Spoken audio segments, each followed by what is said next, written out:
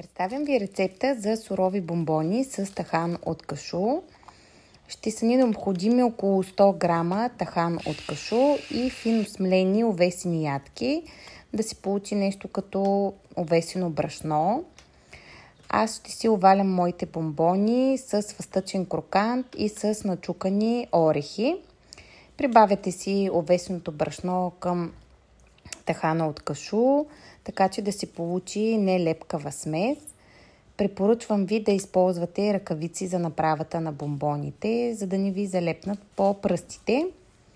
И започвате с помощта на лъжица да си овалвате такива малки топченца, които после покривате с каквото ви се намира под ръка. Аз съм си избрала тези две съставки.